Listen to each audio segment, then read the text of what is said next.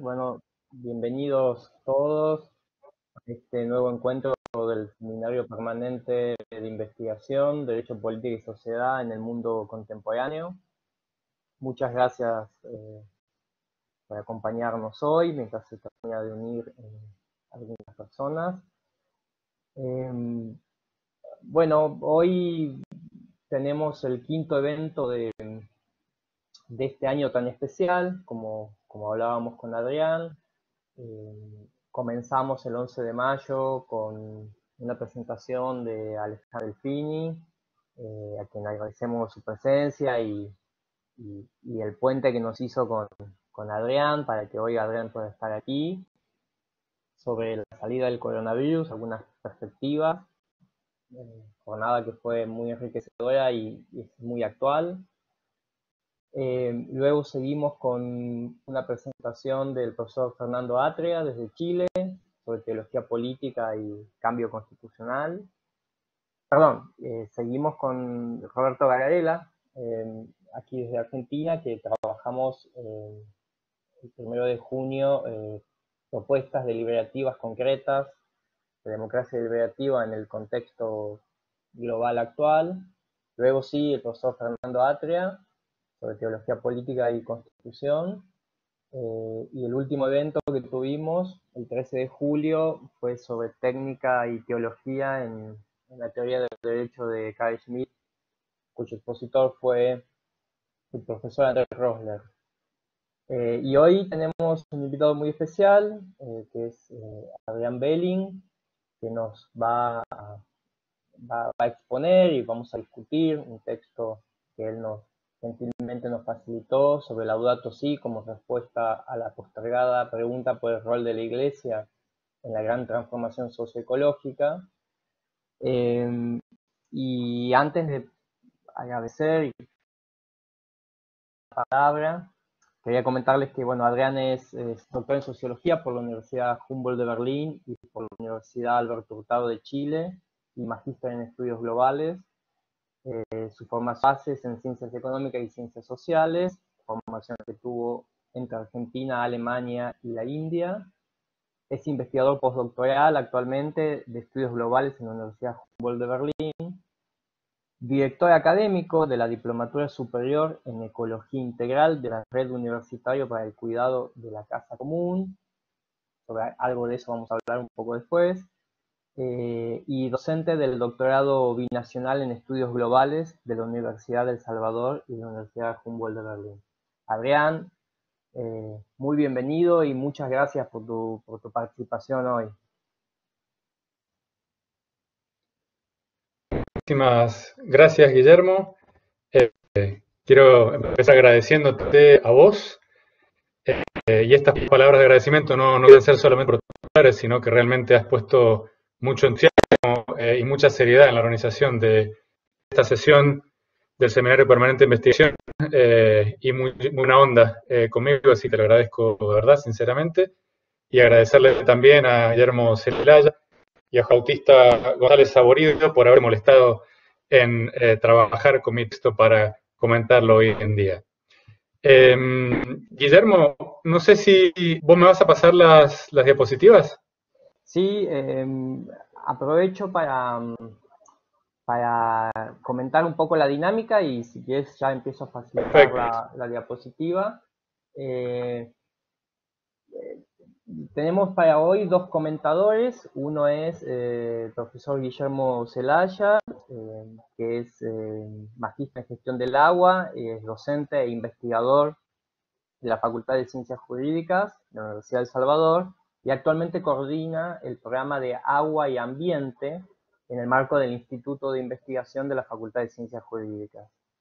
Y el profesor Juan Bautista González Saborido también es docente e investigador de nuestra casa de estudios en la Facultad de Ciencias Jurídicas y es el coordinador de este seminario, quien colabora conmigo en la gestión de este espacio. Así que a los dos también muy bienvenidos, y me sumo al agradecimiento de Adrián por su presencia y participación. La dinámica que vamos a estructurar va a empezar exponiendo Adrián, Vamos a ir pasando unas diapositivas. Al finalizar la exposición de Adrián, va a realizar unos comentarios el profesor Guillermo Zelaya. Luego va a realizar unos comentarios el doctor Juan Bautista González Saborido. Y ahí le volvemos a dar la palabra a Adrián para un poco defenderse, ¿no? de tantos abogados. Y luego de eso abrimos a las preguntas del público. Yo lo que les pediría es, les recuerdo, como todos saben, que los participantes tienen bloqueadas cámaras y micrófonos por una cuestión de conectividad hasta que abramos a las preguntas. Les pediría que las preguntas las vayan poniendo en el chat. Yo voy tomando nota y luego se las facilito a Adrián. Y si existe la posibilidad, abrimos el micrófono para que alguno las realice verbalmente. ¿Te parece bien, Adrián? ¿Comenzamos entonces? Perfecto, Guillermo. Ahí voy con el primer archivo. Vamos a compartir. Para no interrumpir, digamos, el flujo narrativo diciéndote que es de diapositiva, te doy la instrucción de entrada porque es muy sencilla. Bueno. Básicamente la exposición está estructurada de la misma forma que el paper, o sea, en estas tesis. Así que cada tesis tiene una diapositiva. Cuando paso a la tesis siguiente, se pasa a la diapositiva. Así de sencillo. Correcto. Todos los moderadores, yo incluido, vamos a apagar micrófonos y cámaras para que Adrián quede en pantalla con las diapositivas. A ver. Perfecto. Siempre es lindo ver caras, pero se entiende que por conectividad es mejor desactivarlas. Por experiencia nos va a ayudar, luego vamos a estar más conectados, pero en el momento de tu exposición lo mejor es minimizar. Perfecto. Bueno, Adrián. Bueno, Guillermo, muchas gracias por la introducción, por la presentación y por explicarnos un poco la dinámica. Yo estuve el año pasado en la USAL presentando el libro Desarrollo non sancto, que publiqué como coeditor con mi colega Julien Van Uls, publicado por Siglo XXI, en el marco del doctorado binacional en estudios globales, invitado por el doctor Alejandro Pelfini, evento al que hizo referencia recién Guillermo, y de hecho ahí nos conocimos con Guillermo, así que agradecerle también a Alejandro aquella instancia de conectividad con la gente de la USAL, que ahora que también la USAL es parte de la red universitaria para el cuidado de la casa común, que coorganiza la diplomatura en ecología integral, realmente es una colaboración que promete muchísimo. Y mi ponencia de hoy es básicamente, o puede verse como una continuidad de aquel evento donde presentamos el libro Desarrollo non sancto, y representa una de las líneas subordinadas, diría yo, de investigación sobre las que estoy trabajando, que tiene que ver con, como dice el título de la exposición de hoy, el rol de la Iglesia y más generalmente de la religión como actor de transformación socioecológica, ¿no? Y esto se inserta dentro de una línea más general de trabajo sobre transformación de la gobernanza para la sustentabilidad. Ahora, tengo que hacer la aclaración de entrada que si bien esto es un seminario de investigación, lo que yo voy a presentar hoy es más bien un ensayo estructurado a la usanza alemana como un conjunto de tesis teóricas, algunas de las cuales representan hechos observables, diría yo, y otras hechos potenciales. Algunas de estas tesis sirven, de hecho, como tesis de investigación. Por ejemplo, yo estoy ahora armando un proyecto sobre la red eclesial panamazónica, que mencionar más adelante en la exposición, y esto efectivamente es un proyecto de investigación que espero poder empezar a ejecutar el año próximo. Pero otras de las tesis que voy a presentar hoy simplemente buscan iluminar aspectos relevantes de un tema, y esta es realmente su razón de ser, y ojalá su principal performatividad también.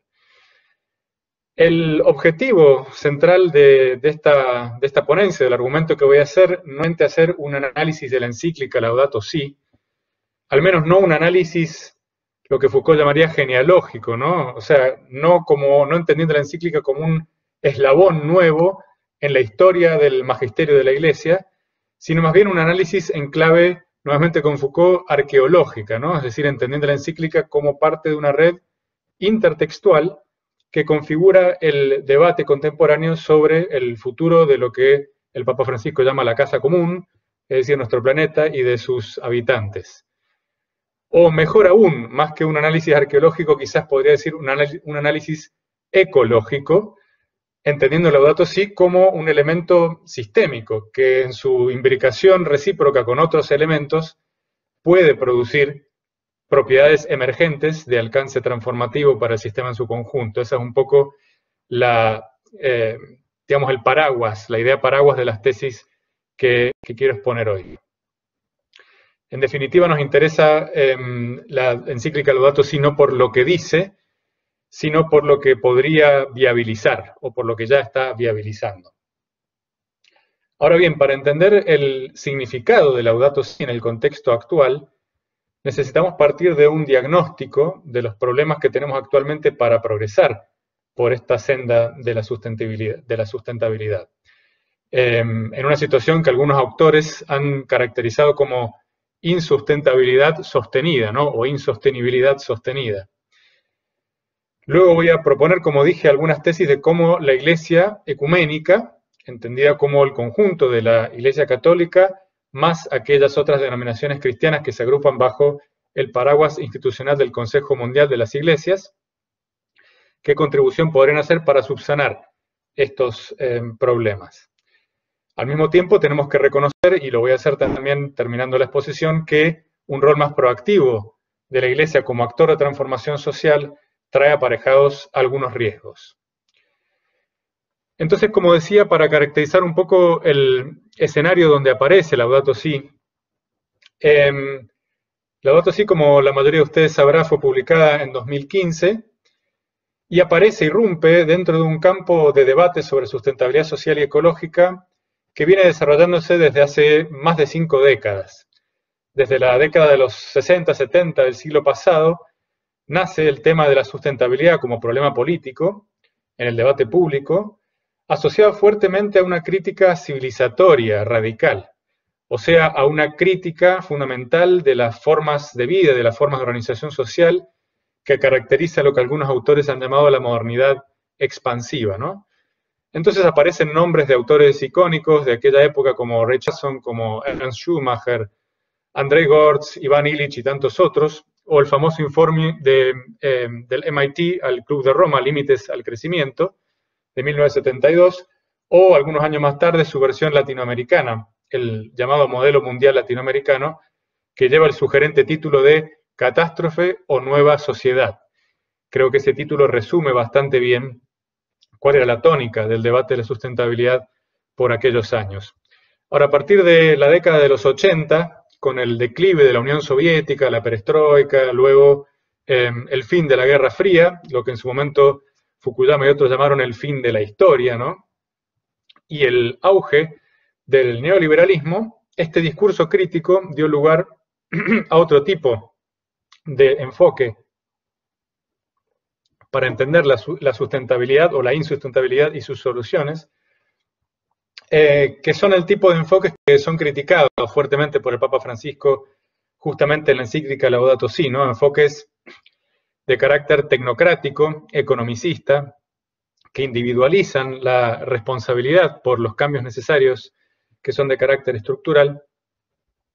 Y este tipo de enfoques, claramente después de casi 40 años de dominancia, se podría decir a partir del informe Brundtland del 87, este tipo de enfoques han extinguido, digamos, el oxígeno discursivo y han colonizado realmente el espacio discursivo sobre sustentabilidad y desarrollo.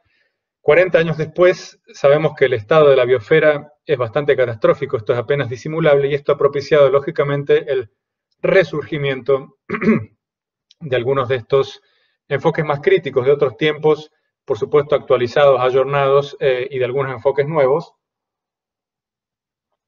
pero que a diferencia de aquellos discursos de los 60 y de los 70 del siglo pasado, que eran más transversales y disparaban debates a nivel más macrosocietal, incluso cambios culturales y demás, estos nuevos discursos de la versión siglo XXI se desarrollan más bien en nichos socioculturales, en un escenario discursivo que podremos describir como fragmentario, resultado quizá de una suerte de posmodernidad algoritmizada, la llamaría yo, que da lugar a un collage de particularismos que son tolerados por el mainstream, más que a un proyecto plural de transformación societal a macroescala.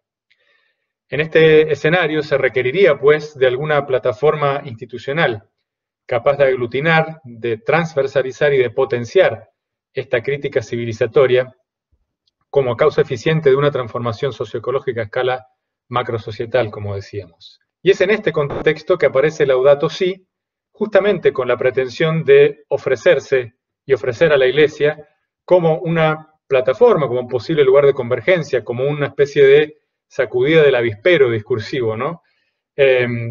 Con la pretensión, por usar una metáfora musical, de convertir el cantus firmus de la economización de la ecología en una polifonía, donde la economía sea una dimensión, por supuesto importante, pero no determinante, de un concepto mucho más amplio, que es lo que el Papa denomina la ecología integral. En este sentido, como decíamos, Laudato Si entusiasma no tanto por la originalidad de sus contenidos, por lo que dice, porque esta originalidad no es tal, realmente lo que hace es recoger una cantidad de elementos discursivos que ya estaban dando vueltas hace muchos años e incluso décadas, sino por en boca de quién aparecen estos contenidos, por quién estampa la firma en este documento. Por un lado, efectivamente, el Papa, el Pontífice Romano, es un líder mundial, es un soft power, por cierto. La Guardia Suiza difícilmente podría equipararse a un poder militar ni siquiera de los países más pequeños y más insignificantes en el escenario geopolítico mundial, pero un líder con alta visibilidad y con alta autoridad moral, incluso en el occidente secularizado. Por otro lado, históricamente la religión, en este caso la fe cristiana, ha influenciado de forma significativa las maneras de sentir, de pensar y de actuar, abarcando todos los grandes temas de la vida individual y colectiva, incluida, por supuesto, la relación entre los seres humanos y la naturaleza no humana. Este carácter transversal y holístico de la fe religiosa, de la fe cristiana, puede contribuir de manera importante a la asimilación cultural de la sustentabilidad, de un modo que facilite su traducción a estructuras sociales y económicas. Como dije, esto es un poco lo que voy a intentar articular en las tesis a continuación. El punto clave de esta idea introductoria que intento transmitirles es que no faltan alternativas a nuestro modelo de organización social insustentable que es actualmente el dominante, sino que lo que nos falta es una matriz cultural con su correlato institucional, político y socioeconómico, capaz de hacernos ver estas alternativas ya existentes en una luz diferente. Dice Boaventura de Sousa Santos de que nos permita ver estas alternativas de un modo alternativo, ¿verdad? Es decir, que habilite condiciones sistémicas que nos permitan decidirnos por estas alternativas.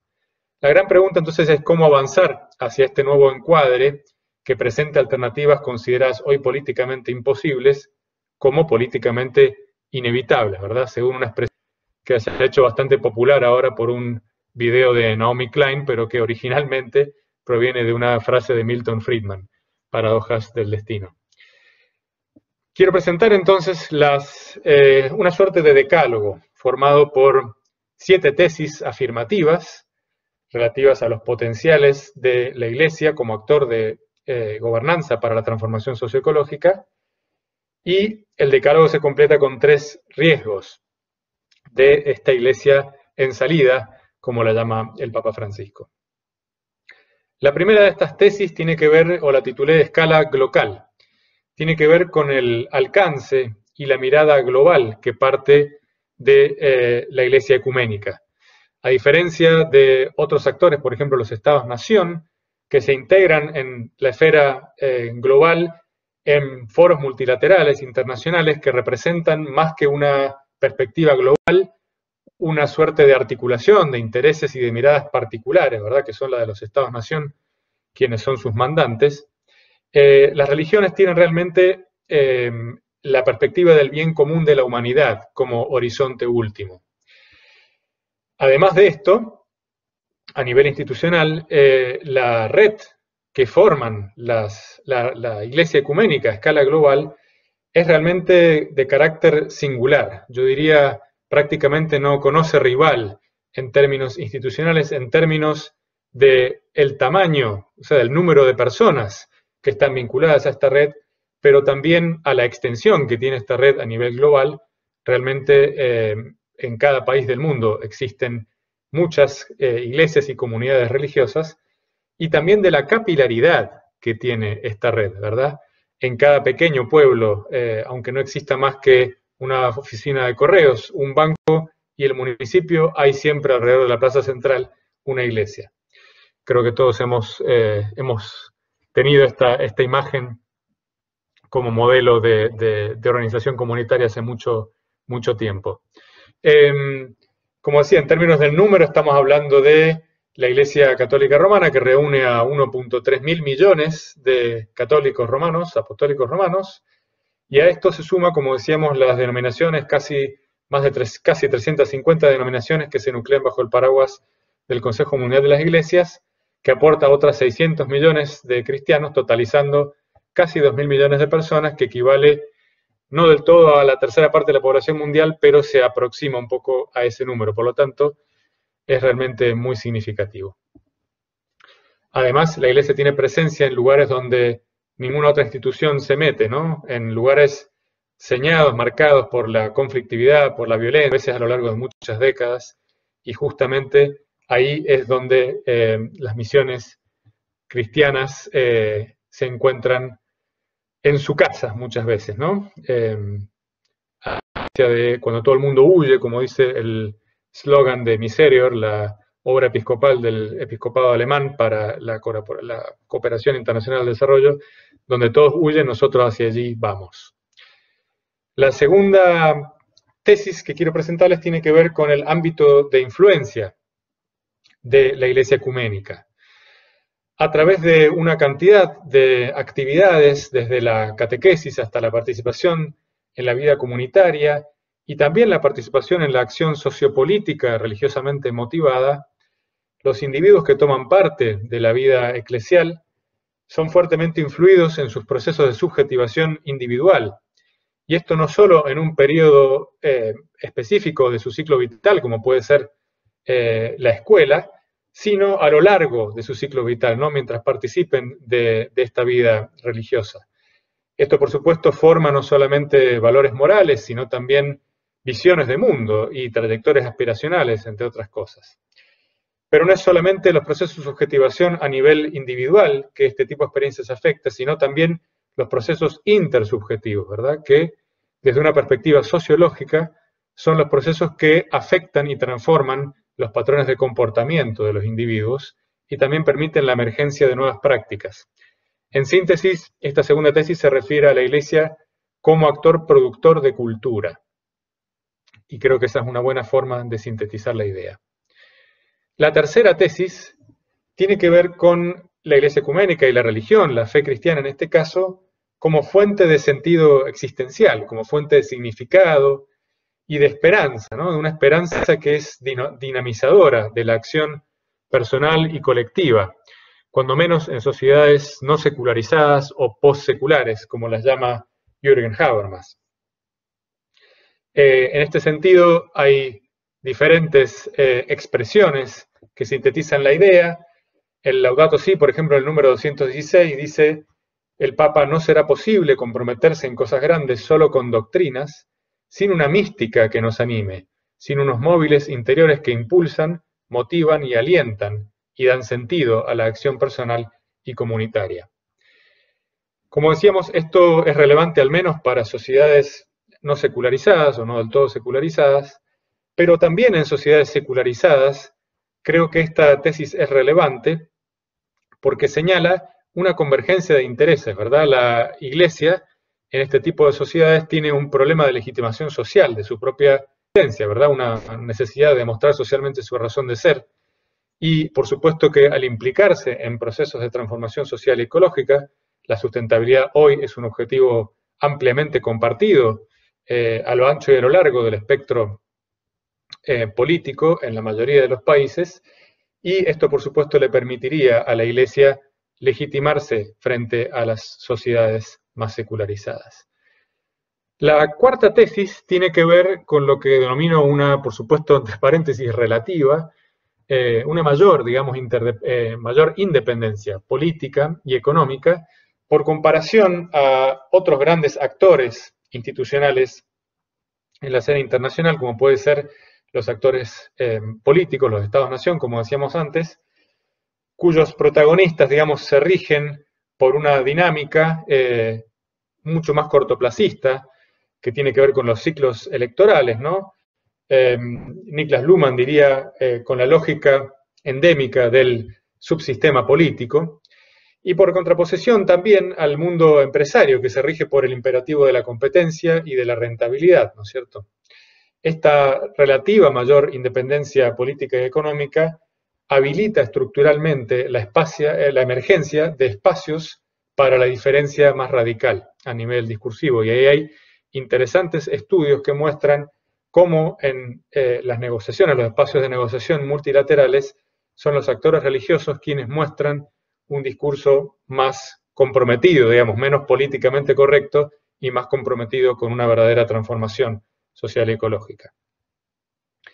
La quinta tesis tiene que ver con, así como la tesis anterior mostraba el potencial, digamos, de emergencia de lo diferente, ¿no? De la construcción de alteridad por razón de la mayor independencia política y económica de la Iglesia como actor, la siguiente tesis muestra que esta independencia tiene también que ver, o la capacidad de producción de alteridad, como le llamo yo en el texto que estamos discutiendo, tiene que ver no solo con esta independencia política y económica, sino también con la colección milenaria de recursos epistemológicos y ontológicos que las religiones en general, o en este caso la Iglesia ecuménica, ha recabado a lo largo de sus siglos de existencia y que sirven realmente como un baúl de recursos para lo que la antropóloga Marisol de la Cadena llama retroinnovaciones socioecológicas. Es decir, para oponer una resistencia activa a las fuerzas de asimilación y de homogeneización cultural que impone la modernidad expansiva, o que pretende imponer la modernidad expansiva. Esta tesis me parece interesante además porque abre una puerta para la participación, para el protagonismo de sectores más conservadores, quizá de espíritus más conservadores dentro de la Iglesia ecuménica, en lo que a priori podría parecer como un proyecto solo para los sectores más progresistas dentro de la Iglesia, ¿verdad? La siguiente tesis, la número 6, habla de la capacidad de acción de la Iglesia como lo que Georg Simmel llama el personaje del extranjero, ¿no? Para quienes no están familiarizados con esta figura, el extranjero de Simmel es alguien que goza de una credibilidad para desempeñar un rol singular, como una suerte de autoridad externa, capaz de interpelar a los actores sociales de un modo que estos no pueden interpelarse entre ellos, ¿no? Recíprocamente.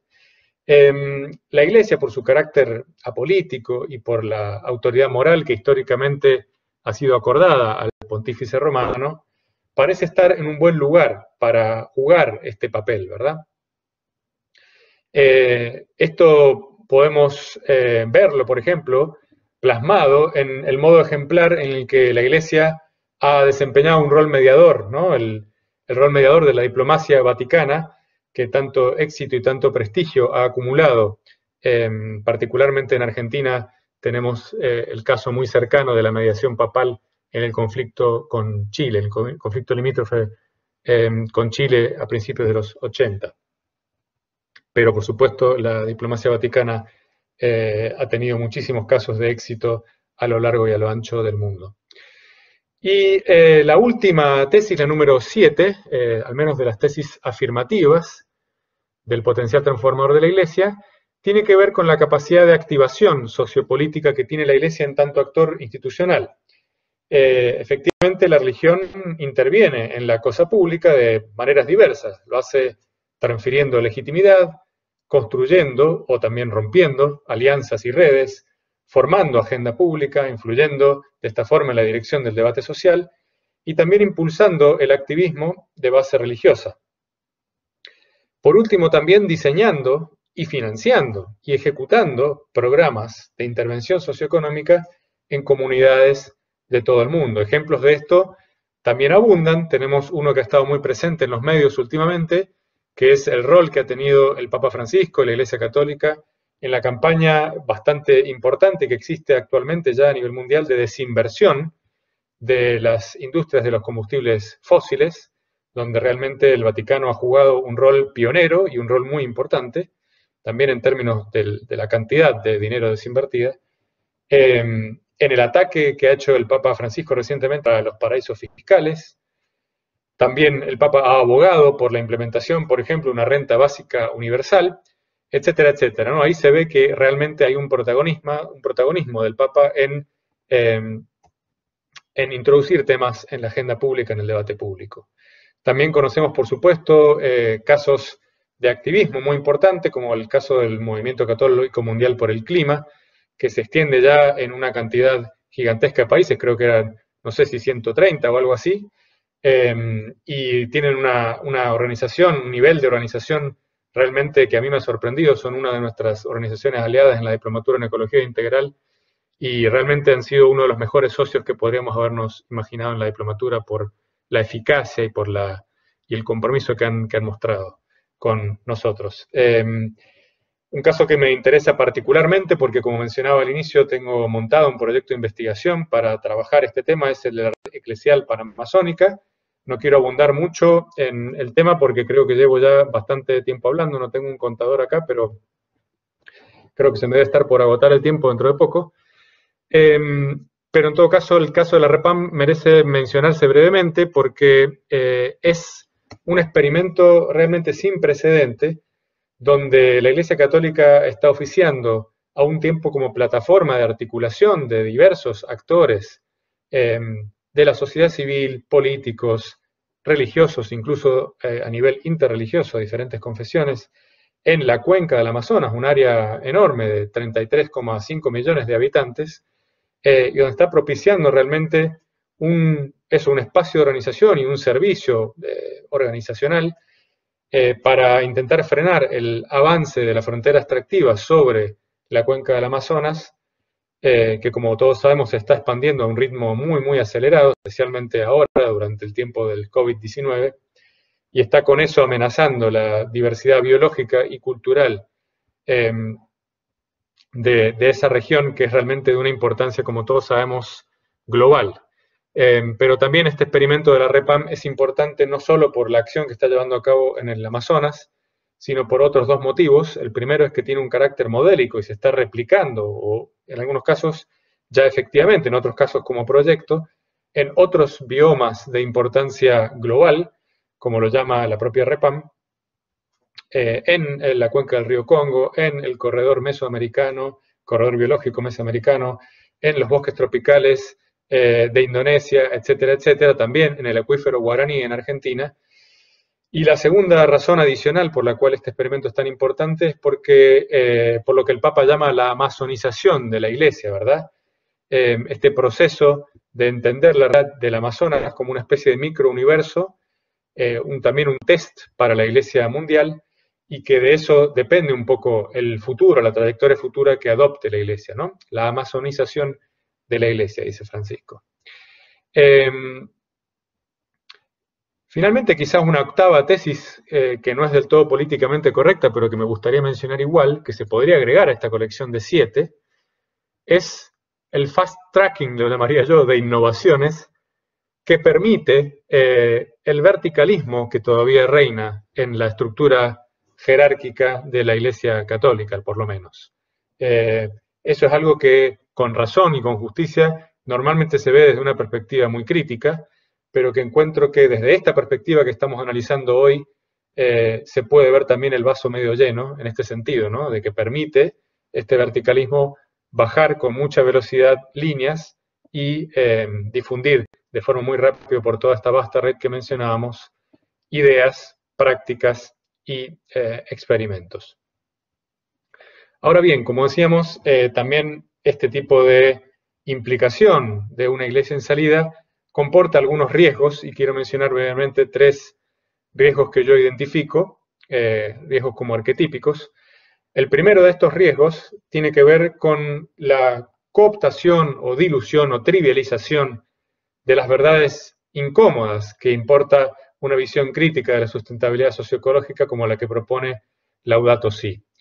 Y esta cooptación o dilución deja tuerta, digamos así, a la encíclica de uno de sus 2 ojos, ¿verdad?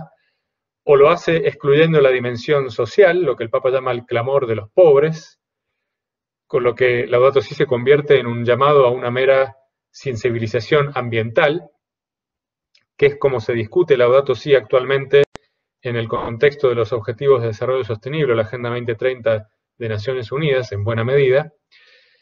Y el otro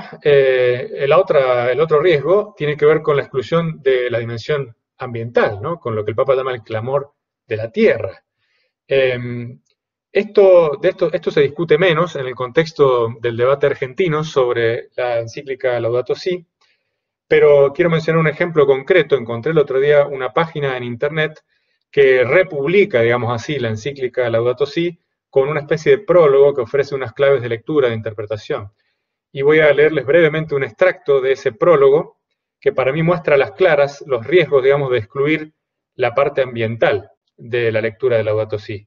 Cito de este sitio web, dice: para cuidar la casa común en los términos que plantea el Papa, hay que pasar también por tópicos fuertes y controversiales, menos cómodos y más costosos al hacerse cargo.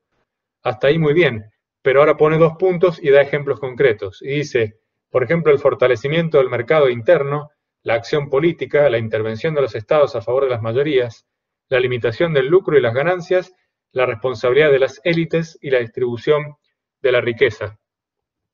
Yo no es que quiera decir, cierro cita, no es que quiera decir que estoy en desacuerdo completamente con este programa, pero este programa realmente representa ni más ni menos que el programa clásico de la socialdemocracia en la Argentina, el programa clásico del peronismo, y esto realmente no es un programa que sea proporcional, digamos, adecuado en términos proporcionales al diagnóstico de una enfermedad potencialmente mortal que hace la ciencia hoy en día del proceso de cambio ambiental global y de la crisis ecológica.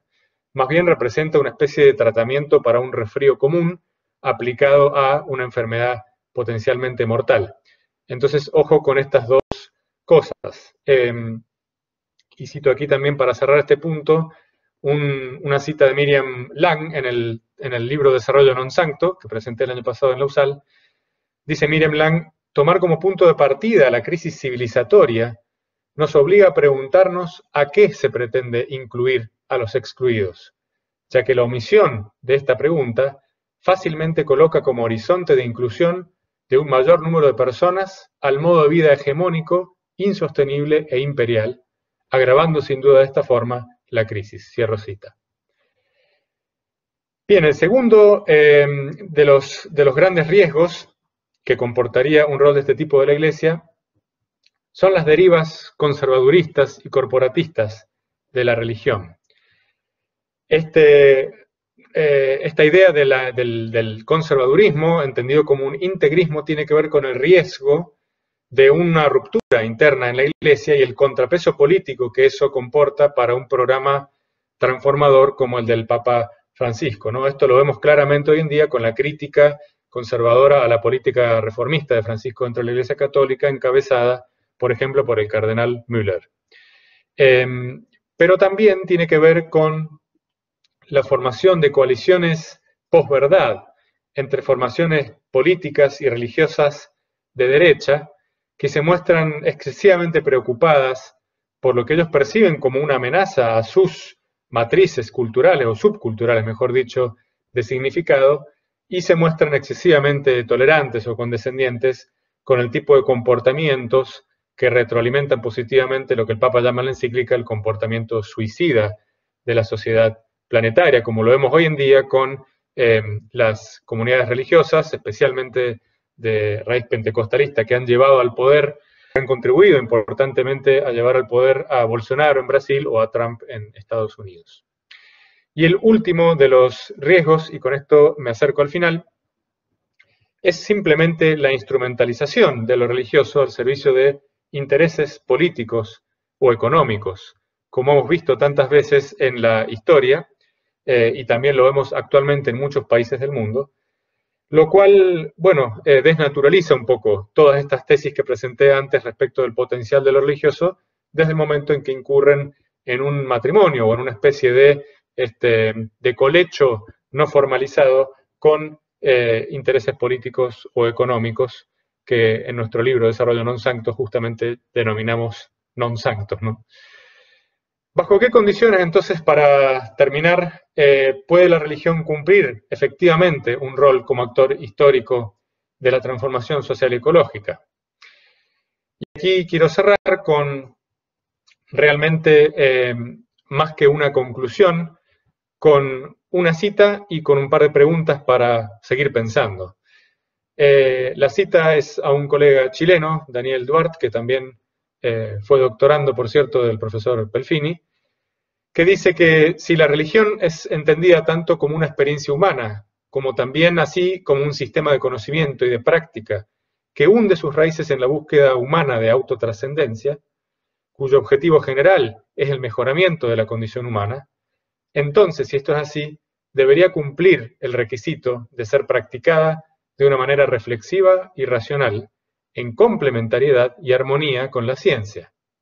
En este sentido, la religión sería incompatible con posturas dogmáticas y con afirmaciones cerradas de verdad que obstaculicen de forma sistemática el aprendizaje colectivo. La encíclica Laudato Si parece mostrar que la Iglesia Católica y Ecuménica busca orientar su discurso y su acción en este sentido. Efectivamente, la ecología integral que promueve Laudato Si reivindica la inseparabilidad de una visión religiosa y ecuménica del mundo respecto de la problemática social y de la problemática ecológica global, dejando en claro que la crisis socioecológica de nuestra civilización no es un asunto secundario, sino uno central y constitutivo a la fe cristiana. Entre los líderes mundiales hoy en día, el Papa Francisco aparece quizás como el principal heraldo de una gran transformación socioecológica, dice Wolfgang Sachs en el prólogo de Desarrollo Non Sancto, y ofrece no solamente una narrativa interpelante a cada persona que habita este planeta, sino una plataforma de convergencia, como dijimos, para un debate auténticamente plural acerca de las opciones disponibles para transitar a un modelo de sociedad que sea realmente capaz de futuro.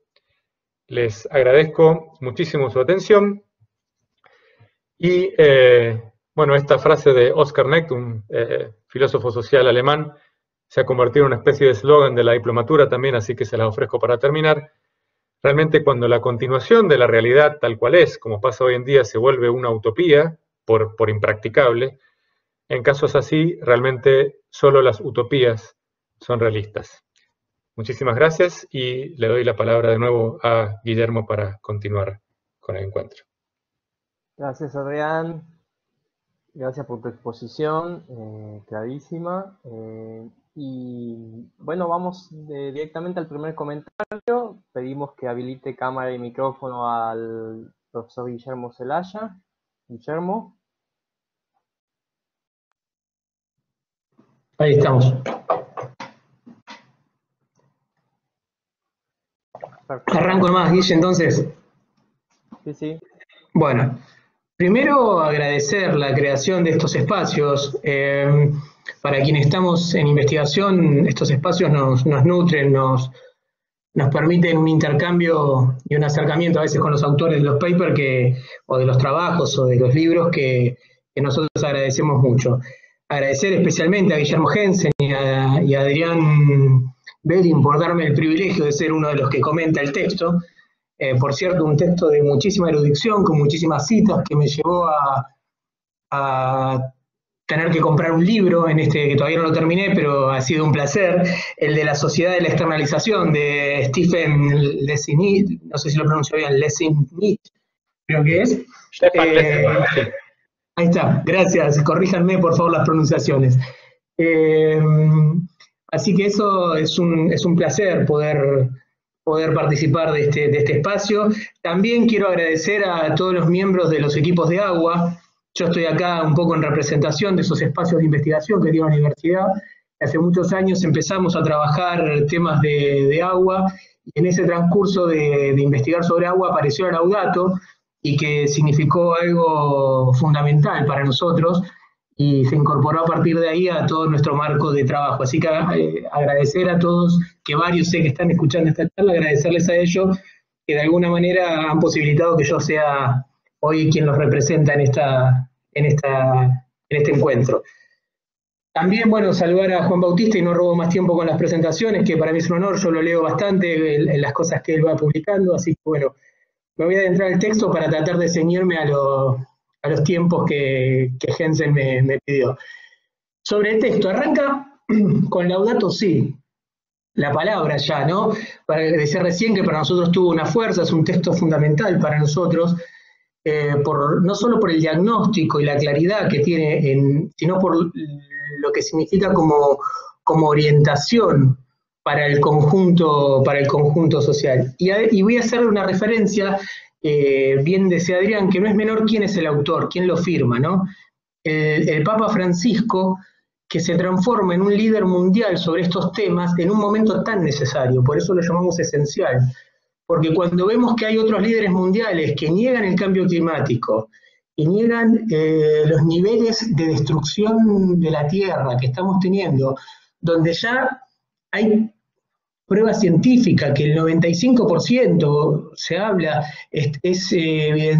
hay evidencia de que del calentamiento global obedece a naturaleza antropogénica, y siguen negando, es como una voz de aliento y de esperanza. Y además, no quiero dejar de decir en este momento que nos toca atravesar de la pandemia mundial, donde además líderes mundiales no solo niegan el calentamiento global y el cambio climático, sino que se atrevieron a negar el coronavirus como una enfermedad. En ese contexto, donde yo lo denomino como un genocidio por omisión, lo que han hecho algunos líderes mundiales, el Papa Francisco representa una esperanza de vida, de espiritualidad, no solo para la comunidad católica y las iglesias, sino para el conjunto mundial. Y acá, no quiero quedar solamente en el título, porque el texto, insisto, fue muy rico y disfruté mucho de leerlo, pero en el texto, y planteo la primera duda para llevar, en el texto planteas, Adrián, el tema de una respuesta, ahora quiero decirlo exacto como lo ponés, una respuesta a una postergada pregunta. Y la verdad que ahí yo me quedaba, ¿no?, con eso. ¿Cuál sería la postergada pregunta que vos estabas viendo ahí? Me gustaría que después, si podés desarrollar, porque a mí lo que me pasó con la Laudato fue que irrumpió, o sea, que nos sorprendió a todos, incluso creo que digamos, a católicos, a creyentes y a no creyentes, creo que sorprendió a toda la comunidad la Laudato. Entonces ahí me preguntaba cuál era esa pregunta postergada, ¿no?, porque mi sensación con el Laudato tuvo que ver con eso. Después, sobre el texto, digamos, en este momento acaba de ser sancionada la Argentina por la Corte Interamericana de Derechos Humanos a reparar por primera vez en un fallo sin precedentes, en estas semanas pasadas, sobre las comunidades indígenas del norte argentino, en la provincia de Salta, sobre el daño al medio ambiente. Por eso es un fallo y sobre el daño cultural y al acceso al agua que esas comunidades reclamaban. En ese contexto, me parece que ahí habría que, me parece que por esta cuestión que vos citaste a Sousa Santos, y es un autor que a mí me gusta mucho, me hubiese gustado encontrar algunas referencias, ¿no?, a los intelectuales de los pueblos indígenas, las intelectuales de los pueblos indígenas, que vienen inclusive mucho tiempo antes anunciando estas cuestiones y desarrollando estas cuestiones. Que creo que vos en algún otro texto sobre, no en este, pero en otros textos creo que habértelo leído, referencias sobre la significancia del buen vivir, o estos conceptos que se incorporan a partir de, creo que si no era ese el texto, pero bueno. Sobre entrándome más en el texto, digamos, hay una cantidad de categorías que tuve que... comento cuál fue el libro por qué lo tuve que buscar, porque hablaba de hábitus de externalización. Y hábitus para mí era una categoría de Bourdieu. Pero el hábitus de externalización yo la desconocía como categoría. Entonces busqué en algún texto de Bourdieu, no encontraba, googleé, viste, a ver. Y ahí dije, bueno, voy a la fuente. Ahí pude encontrar la definición que hace, que es estar relacionada con, digamos, para permitirme así la explicación sencilla, con la posición específica que tiene una persona, un colectivo o un país en relación a la estructura de desigualdad de la sociedad mundial. Me permitiría decir que algo así es lo que yo pude entender de esa definición. Eso sumado a que ya en el título y después desarrollaste el concepto de la gran transformación, que eso viene de Polanyi, donde Polanyi plantea que la revolución industrial fueron revoluciones no planificadas y ejercidas por la violencia.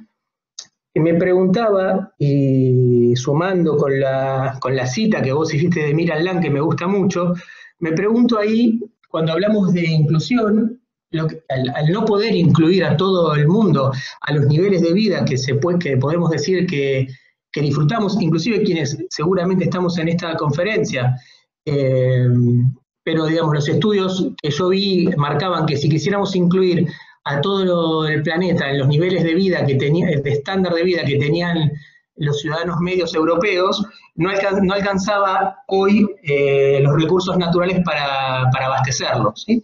No alcanzaría la totalidad de los recursos naturales para abastecer esos niveles de vida.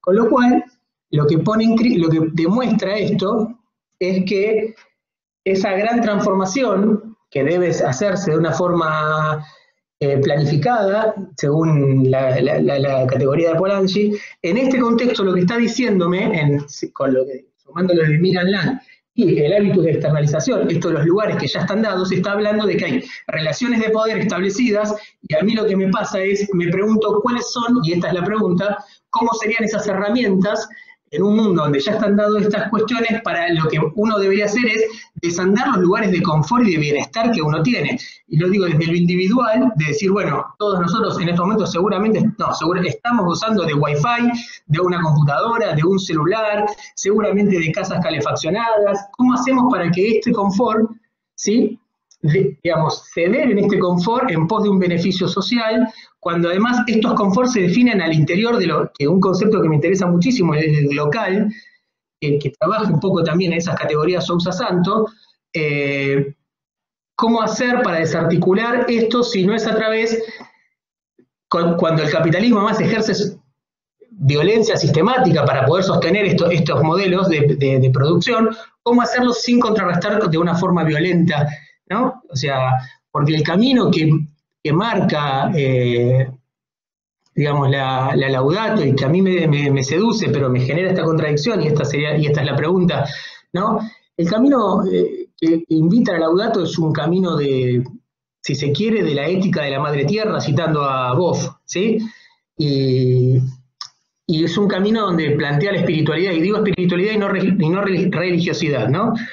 Me parece que al plantear una espiritualidad estoy hablando de esa cosa, ese elemento como esencial de todo ser humano, inclusive aquel que fuera agnóstico, que tiene que ver con cómo relacionarse, ¿no? Entonces, ¿cómo hacer que estas alternativas que vos bien describiste, que son posibles, que existen, cómo articularlas de una forma que no sea violenta y que permita el desarrollo, sin, permitirme el anacronismo, sin caer en el socialismo utópico, ¿no? Ese sería como un nudo a preguntar. Y otro, y sintetizo y me ciño a dos elementos nada más, que fue lo que me pidieron, porque realmente le comentaba a Guille que me quedaría horas charlando sobre las dimensiones que abrís en tu texto, porque son muchísimas.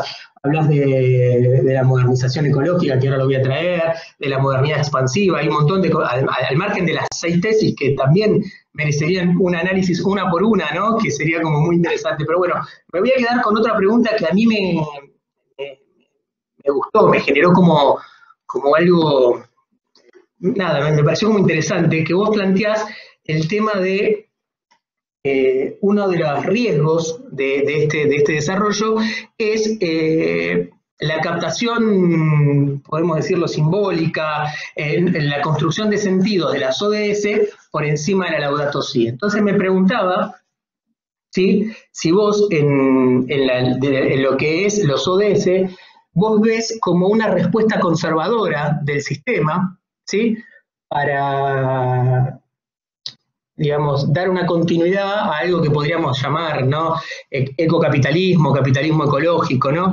que en mi visión personal creo que es un oxímoron, pero independientemente de eso sé que hay teorías que lo sustentan, y ODS, en las categorías que usan texto, serían parte de esa modernización ecológica.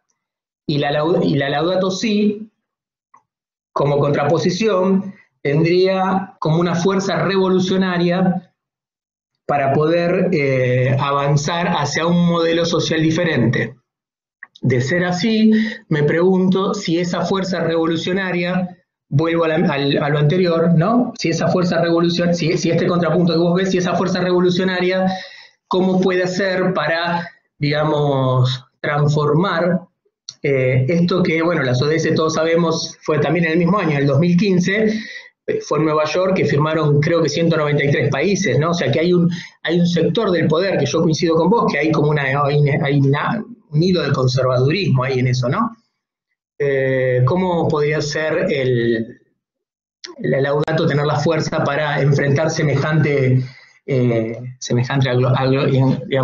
estructura de poder? Y lo último, pero ya no una pregunta, una reflexión, lo hiciste en el texto y recién en la presentación de vuelta, hablaste de la categoría humano y naturaleza no humana. Me pregunto si ahí no se está arrastrando un poco esta cosa binaria de separación entre el hombre y la naturaleza, contrario a lo que hoy se está pensando, es que el hombre se construye en la otredad de sus pares y en el hábitat en el cual esas relaciones se perciben como de una manera integral, si esa división de humano y naturaleza no humana no podría estar teniendo ahí como arrastrando un viejo resabio binario de la construcción. Pero bueno, no quiero extenderme, yo prometí que me pidieron que no exceda a 8 minutos y trato de ser riguroso, así que bueno, si te parece, ahí le paso la palabra a Guillermo para que continúe. Por supuesto que podría seguir haciendo consultas, pero bueno, quiero cumplir con este tiempo que me pidieron. Y muchas gracias, Adrián. Gracias a vos, Guillermo, por los comentarios. Juan Bautista.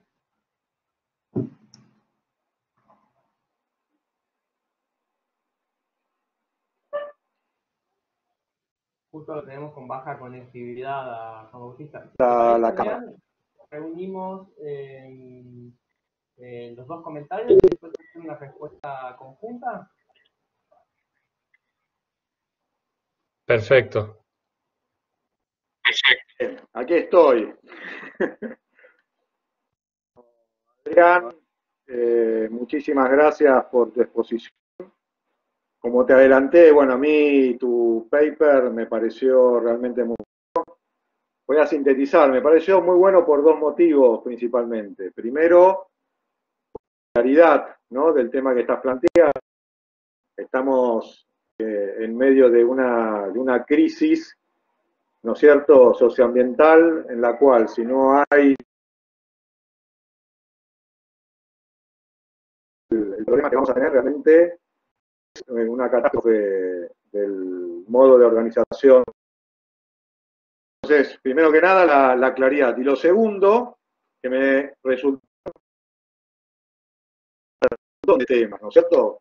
Concretamente me llevó a leer detenidamente el Sínodo de la Amazonía, ¿no?, que lo que yo veo ahí, ¿no es cierto?, es que la Iglesia especifica un montón de las enseñanzas de Laudato Si, y como yo con vos en que es realmente una prueba, un experimento de cómo la Iglesia se desenvuelve en medio de esa crisis que está sufriendo la Amazonía. Dicen en el documento final, ¿no? Es uno de los corazones biológicos de nuestro planeta y que está en una carrera desenfrenada a la muerte. O sea, no es un tema menor del que estamos hablando y que requiere simplemente que haya un cambio cosmovisional, ¿no? Un cambio fuerte de cosmovisión. En relación a eso, ¿no es cierto? Uno de los temas que principalmente me resultó interesante es tu quinta tesis, ¿no es cierto? Que vos señalás en tu paper, que la Iglesia, ¿no?, tiene este repositorio sociológico y epistémico para retroinnovaciones sociológicas. Y lo relaciona también con la exhortación apostólica sinodal que hace el Papa, querida Amazonía, en el punto 66, donde sintéticamente el Papa dice, con relación a la evangelización, ¿no?, de la Amazonía, que no desprecia nada de lo bueno que existe en las culturas amazónicas, ¿no? Esa sabiduría ancestral, esas reglas de buen vivir, esa conectividad, ¿no es cierto?, que tienen estos pueblos asentados entre sí y con la naturaleza, ¿no?, como un todo viviente. Pero tampoco desprecia la riqueza de la sabiduría cristiana transmitida durante siglos.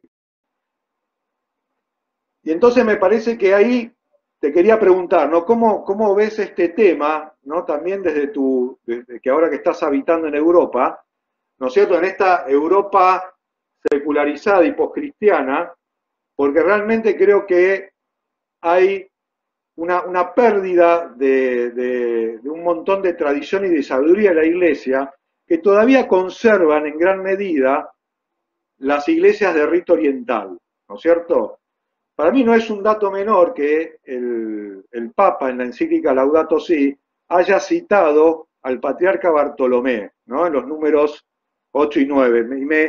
Me impresiona, ¿no es cierto?, esta cita concreta, ¿no?, que dice el patriarca Bartolomé, abro cita: es nuestra humilde convicción que lo divino y lo humano se encuentran en el más pequeño detalle contenido en los vestidos sin costuras de la creación de Dios hasta el último grano de polvo de nuestro planeta, ¿no? Es esta visión de conexión, de interrelación entre lo divino y lo humano, y que los ritos orientales, ¿no es cierto?, son devotos de los primeros tiempos de la Iglesia, la patrística, y que se expresa, digamos, en los ritos y en los sacramentos, ¿no?, una naturaleza que se también hacia la plenitud. Entonces, ahí te quería preguntar si vos ves, ¿no es cierto?, la tradición, digamos, de los ancestrales de la Amazonía, ¿no?, su regla de buen vivir, y esto no puede,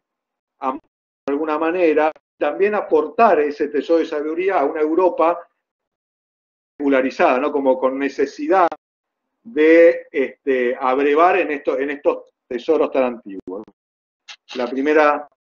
El primer planteo. Y el segundo, también relacionado, ¿no?, este tema del desarrollo, ¿no?, estas teorías de desdesarrollo y la visión que tiene la Iglesia desde Populorum Progresso, lo que es el desarrollo, ¿no?, que lo define como el desarrollo de todo el hombre y de todos los hombres, ¿no es cierto?, sobre todo teniendo en cuenta nuestra realidad en América Latina, en Argentina, con aproximadamente un 40% de la población bajo la línea de pobreza, la pobreza infantil que está arriba del 50%, ¿no es cierto?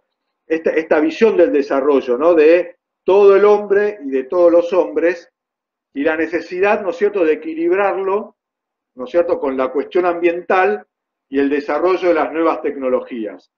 Concretamente, digamos, si vos creés, como se propone, digamos, en Querida Amazonía, como lo pone el Papa, si la bioeconomía, ¿no es cierto?, es una posibilidad cierta para el desarrollo de nuestros países, de nuestra región.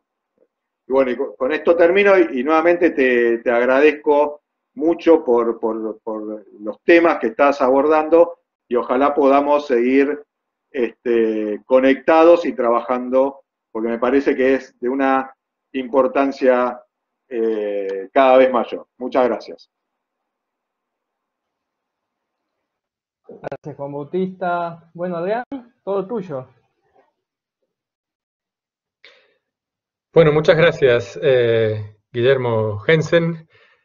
Y voy a las preguntas de Guillermo.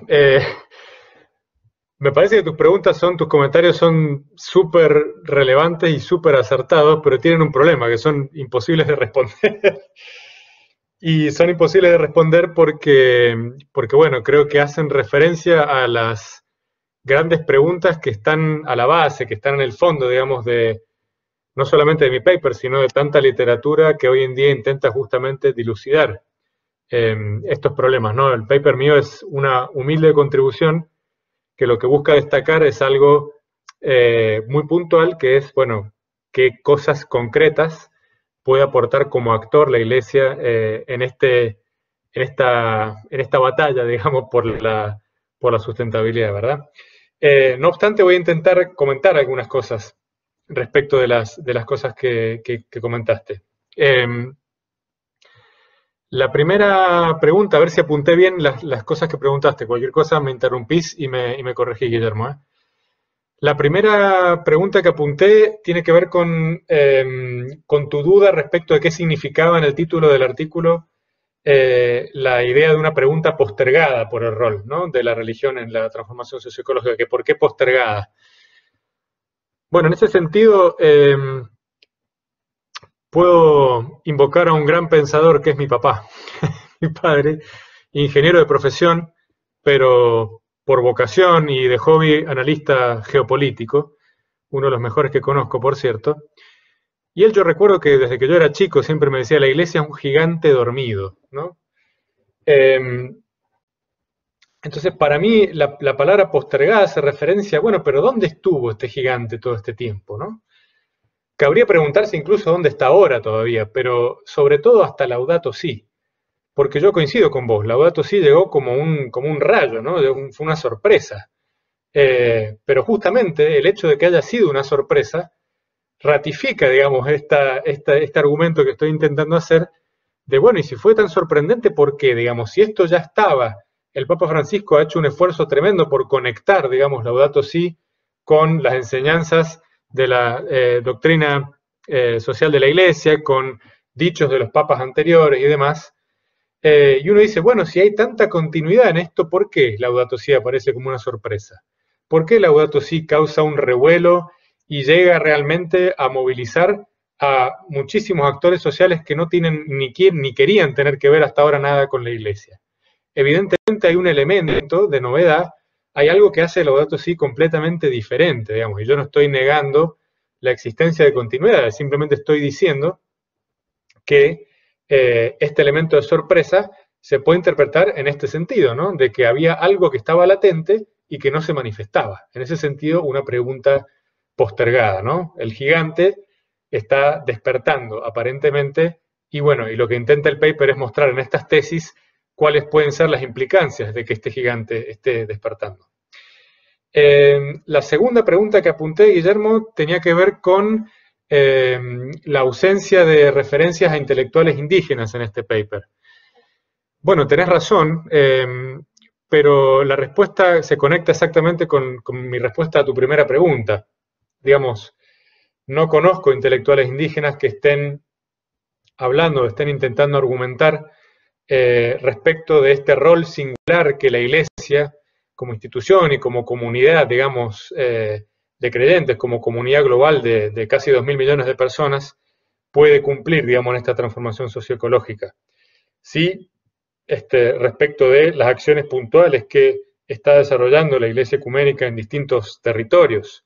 Y sobre eso yo he escrito mucho, como mencionaba recién Juan Bautista, en dos series, de hecho, de papers que tengo en coautoría sobre el buen vivir. Pero realmente respecto de este tema puntual que aborda este texto, no encuentro referencias relevantes de intelectuales indígenas. Si vos encontrás alguna, te pido que me lo mandes porque me encantaría incluirlos. Después apunté algunas cosas que no estoy seguro si eran preguntas o eran comentarios, pero voy a intentar hacer algún remarco respecto a algunas cosas que dijiste.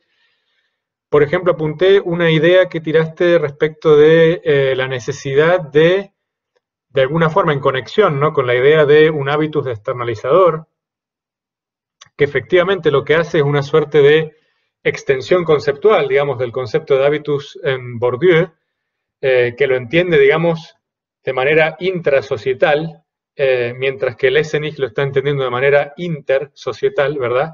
O sea, es decir, el hábitus que tiene una sociedad respecto de otra y no que tiene un milieu determinado respecto de otro milieu dentro de la misma sociedad. Y mencionaste que la implicancia de esto sería la necesidad de desandar caminos de confort. Me gustó esta idea de desandar caminos, pero no me gustó tanto la idea de renunciar al confort, que un poco estaba implícito en tu argumento, porque creo que es un poco es algo que creo que está muy, muy impregnado en la cultura católica, digamos así, ¿no? Esta idea de privación voluntaria, ¿no? De ascetismo, de renunciar a los placeres, ¿no? Pero el problema que tiene esa idea es que históricamente no ha sido muy exitosa, digamos, en convocar o en despertar, digamos, o en estimular la imaginación social más allá de los límites de la propia institución Iglesia Católica, ¿no? Entonces me parece que acá lo que tenemos es que hay que hacer un switch de imaginación, ¿no? Creo que en definitiva para imaginar esta gran transformación, esta nueva gran transformación socioecológica, que efectivamente se invoca el concepto de Polanyi porque la escala, el alcance, o sea, la escala en términos de su alcance geográfico, pero también el alcance en términos de la cantidad, su transversalidad, digamos, a la vida social, ¿no? La cantidad de dimensiones de la vida personal y colectiva que afecta esta nueva gran, o que debería afectar esta nueva gran transformación para poder ser exitosa, realmente nos pone frente a un problema de imaginación, en primer lugar y fundamentalmente. Y esto me recuerda a una expresión de Henry Ford, ¿no? El creador de la producción en masa de automóviles, o de la producción en masa, digamos, en general en el mundo. Y a Henry Ford cuando le preguntaron sobre cómo había venido, digamos, cómo había venido a su idea, a su cabeza la idea de producir de esta manera, ¿no?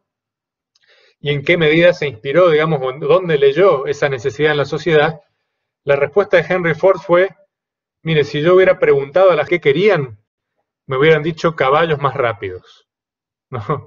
Entonces, para mí esta expresión sintetiza el problema de imaginación frente al que nos encontramos cuando se trata de transformaciones de la magnitud de la que estamos hablando frente a la crisis socioecológica. Entonces, creo que más que de hablar de desandar caminos de confort, hay que pensar en desandar caminos de una cierta idea particularista de confort, que ha venido a colonizar nuestra imaginación, ¿no? Eso se discute mucho en Europa hoy en día, justamente en términos de este hábitus de externalización, o modo de vida imperial, como le llaman otros autores, ¿no? Es más o menos lo mismo.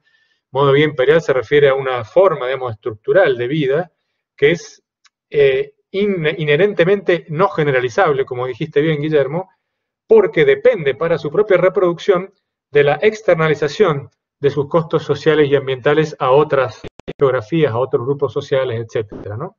O a la economía reproductiva por contraposición a la economía productiva como la entiende el sistema capitalista, ¿no? Entonces, más que desandar caminos de confort, hay que desandar esta idea particularista que tenemos en mente, y lo conecto un poco ya con la pregunta que hizo Juan Bautista respecto del desarrollo, ¿no?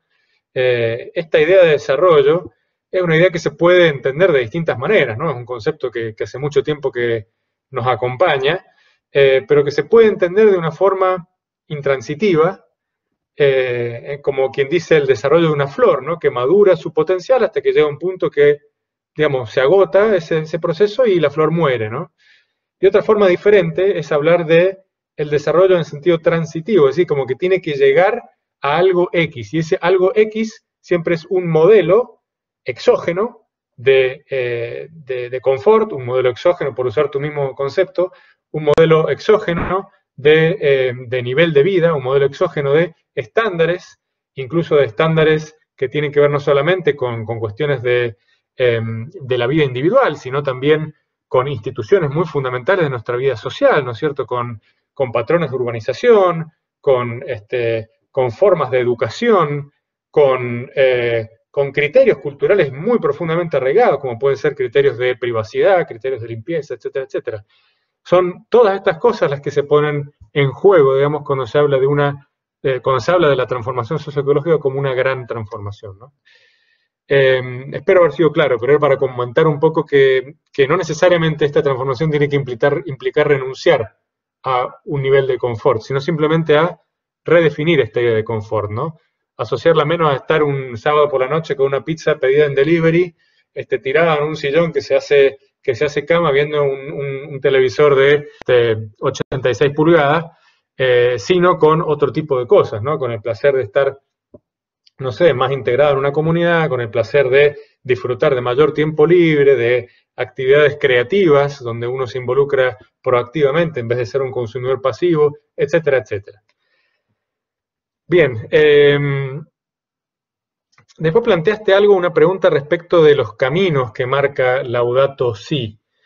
Y planteaste la tesis de que el camino que marca Laudato Si tiene que ver con una conversión fundamentalmente en el nivel espiritual, ¿no?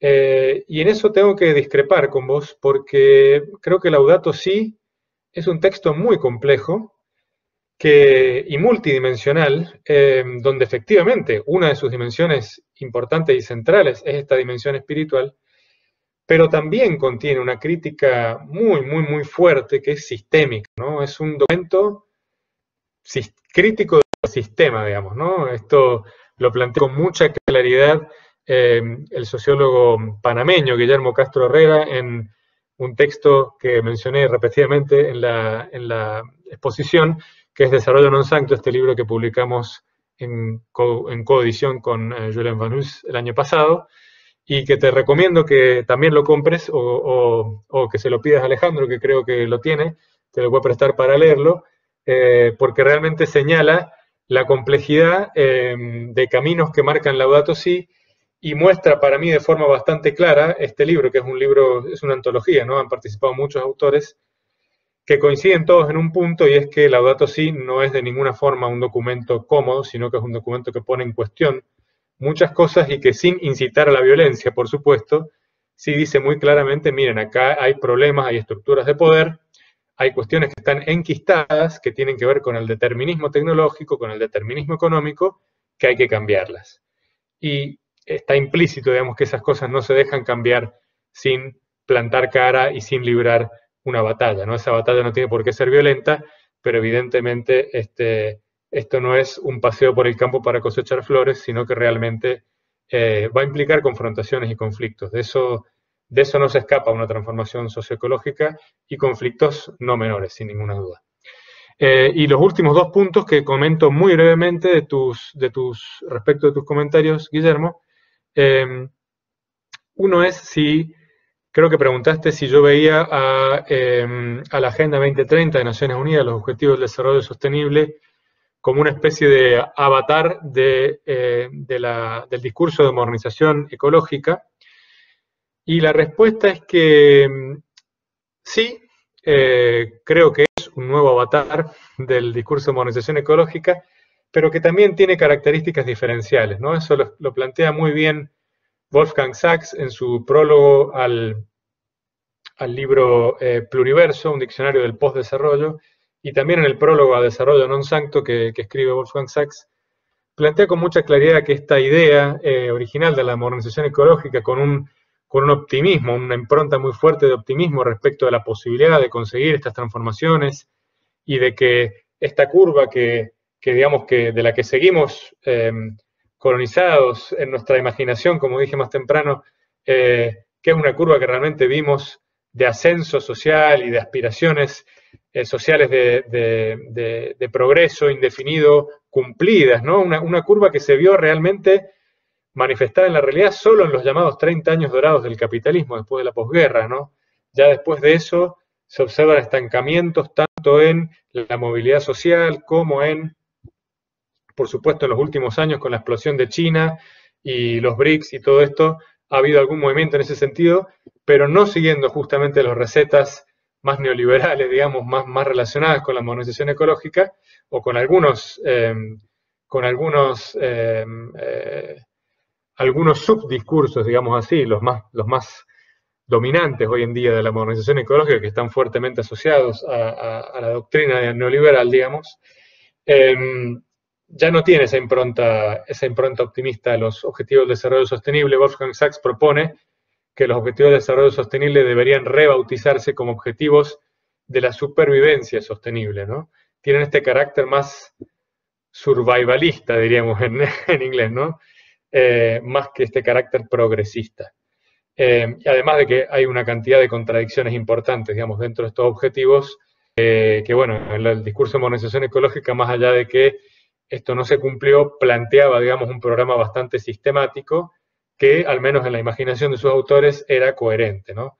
Lo mismo no puede decirse de los objetivos de desarrollo sostenible, y hay una cantidad de estudios científicos que están apareciendo ahora, en 2020, que se ocupan justamente de estas contradicciones internas entre los objetivos de desarrollo sostenible. Y el último punto, muy breve, tiene que ver con lo que planteaste de mi par conceptual, humanidad versus naturaleza no humana, donde proponía un poco si este par no reproducía esta dicotomía que está tan criticada hoy en día. Y justamente mi intención es exactamente la opuesta, digamos, la contraria a eso, a reproducir esa dicotomía. Creo que la dicotomía se da cuando uno plantea el par humano-naturaleza, ¿no? O sociedad-naturaleza, o sociedad-ambiente, ¿no? El concepto de ambiente es un concepto que es muy antropocéntrico porque entiende la naturaleza como si fuera algo externo, ¿no? De lo cual el ser humano no participa. Mientras que la idea de naturaleza humana versus naturaleza no humana, o humanidad versus naturaleza no humana, al contrario, muestra que el ser humano está incluido en esa naturaleza, solo que hay aspectos, digamos, que evidentemente exceden al alcance de la humanidad, y bueno, eso es lo que llamamos convencionalmente como ambiente, ¿no? Entonces este par busca deconstruir, digamos, esa dicotomía más que alimentarla. Bueno, y paso a los comentarios de Juan Bautista, donde voy a detenerme menos, no porque sean menos interesantes, sino porque fueron más puntualizados y más abreviados, entonces me resulta más fácil ir directo al grano ahí. Y el primer comentario tuyo, Juan Bautista, comentario / pregunta, tenía que ver con la pregunta por la pérdida de una sabiduría ancestral, una sabiduría tradicional en la Iglesia Católica, y en qué medida, digamos, otras tradiciones religiosas, especialmente las orientales, cristianas, pero también los pueblos originarios de América pueden aportar a restaurar, digamos así, este tesoro dilapidado por la Iglesia Católica. Es una idea, una pregunta interesante. Yo no concibo realmente de esa forma, digamos, la pregunta, porque creo que la Iglesia Católica conserva, al menos partes de la Iglesia Católica, quizás no la experiencia viva de muchas comunidades católicas a lo largo y a lo ancho del mundo, pero sí como repositorio, digamos. Creo que la Iglesia conserva, evidentemente, mucha de esta sabiduría ancestral y tradicional. Hay una expresión ahí, ¿no?, que se usa mucho aparentemente en los círculos conservadores de la Iglesia. Yo debo reconocer que la expresión la tomé de la película de Netflix, Los dos papas, que, bueno, a pesar de ser de Netflix, creo que es una excelente película, refleja muy bien la articulación, digamos, de distintas cosmovisiones dentro de la Iglesia, y también la transición ideológica y de la cosmovisión de lo cristiano, ¿no? Y de cómo se relaciona esto con la problemática social y ecológica. Me parece que está muy bien representada en la película, así que la recomiendo. Y la expresión dice algo así como que una iglesia que se casa con el espíritu de una época será viuda en la siguiente, ¿no? Y creo que esto tiene, digamos, hay un núcleo de sabiduría importante en esta idea de que la Iglesia, si bien necesita ayornar, si es la demanda que permanentemente se le hace, también hay un valor muy importante en este stream, digamos, ¿no? En esta corriente que va atravesando, digamos, como por debajo, ¿no? Esta corriente subterránea, si ustedes quieren, que va uniendo, digamos así, las distintas etapas de la historia de la Iglesia, y que esto debe ser aprovechado. De la misma forma que es legítima la demanda por ayornamiento, también es legítima la demanda por el aprovechamiento de este acervo de sabiduría tradicional que todavía se guarda. Sin ninguna duda esto no excluye, por todo lo contrario, no excluye en absoluto la pregunta por el aporte que pueden hacer otras tradiciones religiosas y otros pueblos, otras culturas, a enriquecer y a complejizar y complementar también este acervo de sabiduría tradicional. Y ese sí es un argumento que efectivamente yo he elaborado y defendido mucho en otros papers. Como decía recién en respuesta a la pregunta de Guillermo, estas dos series de papers sobre buen vivir trabajan mucho justamente esta cuestión.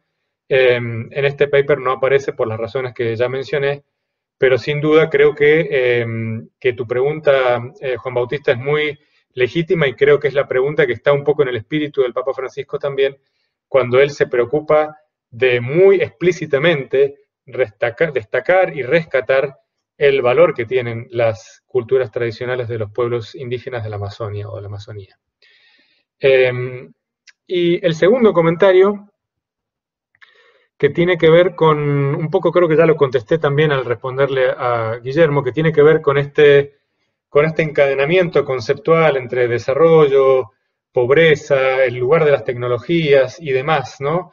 Digamos, de qué forma se posiciona Laudato Si, el Papa Francisco, y en general el concepto católico de desarrollo frente a estas preguntas, ¿no?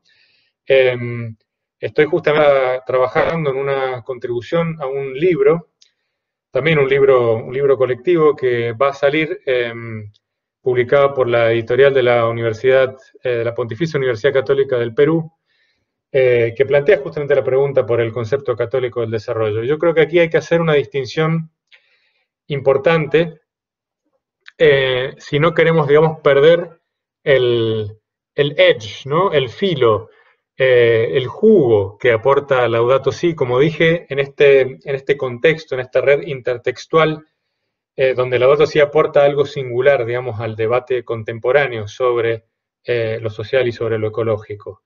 Creo que el concepto de desarrollo de Populorum Progressio, por ejemplo, era muy progresista y muy innovador, muy vanguardista en su momento, y creo que aún hoy tiene elementos importantes para aportar, por supuesto, pero creo que hay que tener mucho cuidado, que es un cuidado que a veces, dentro de los círculos que se ocupan más de trabajar, digamos, la encíclica Laudato Si, justamente más en esta clave genealógica, como decía al principio de mi exposición, más que en una clave arqueológica o ecológica, es un aspecto que está un poco descuidado, y es que la encíclica Populorum Progressio ya tiene varias décadas de existencia, y que la discusión, el debate global sobre el desarrollo y el estado del mundo en aquel momento tiene muchos puntos de comparación, pero tiene muchos más que no son comparables con la situación actual del mundo.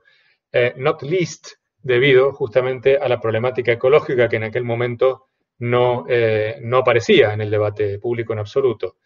Entonces, me parece que hay que tener mucho cuidado con esta distinción, y yo por eso me interesa más, me parece un proyecto más fértil, poner Laudato Si. No digo que el otro proyecto no merezca la pena, pero siempre y cuando se tenga, digamos, este cuidado.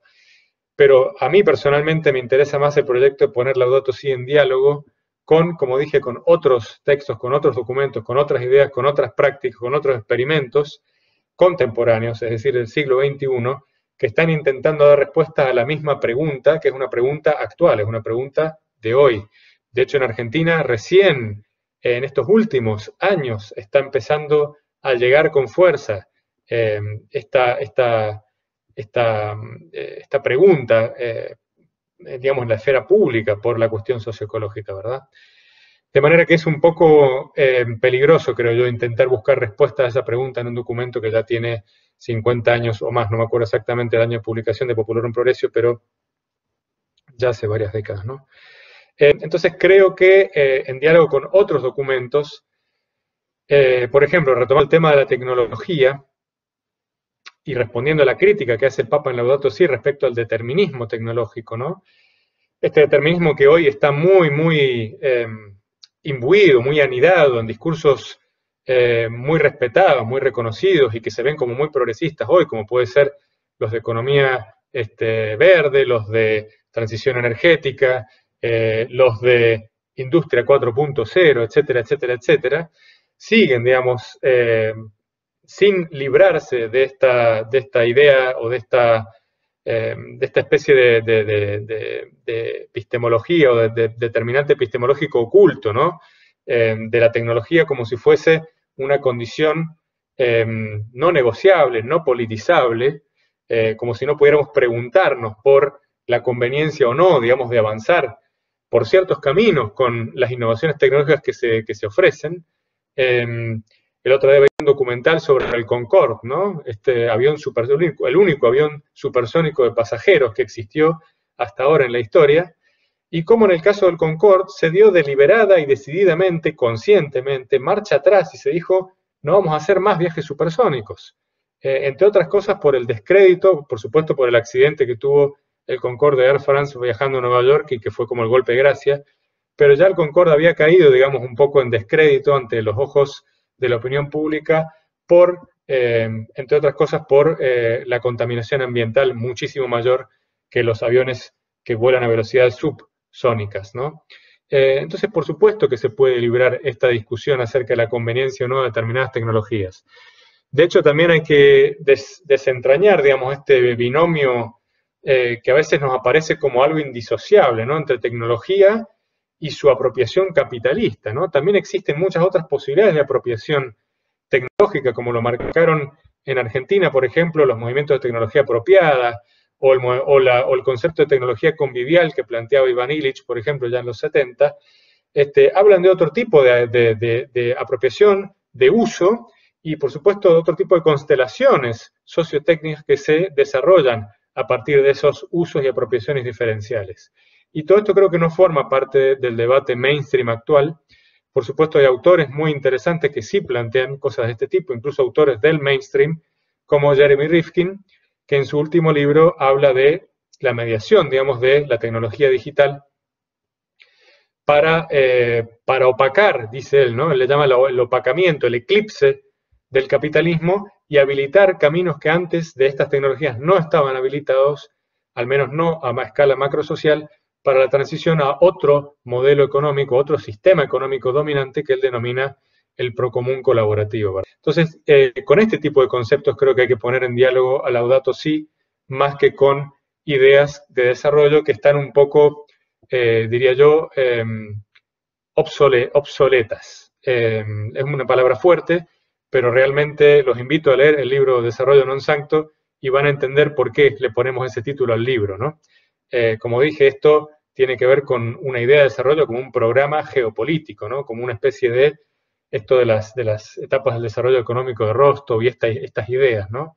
De una especie de camino lineal por el cual hay que transitar para llegar algún día a tener el estándar de vida de los países considerados hoy desarrollados, ¿no? Y esto es justamente lo que bajo el concepto de la sociedad de la externalización, el hábito externalizador o el modo de vida imperial, es la trampa, la gran trampa, en la que corre el riesgo de caer el discurso socioecológico hoy en día, porque nos constriñe, digamos, a un camino y al mismo tiempo refuerza, digamos, ese canal y nos dificulta la posibilidad de salir de ese canal monolítico que sabemos que termina en un solo lugar y ese es un lugar de Armagedón ecológico donde ninguno de nosotros quiere ir.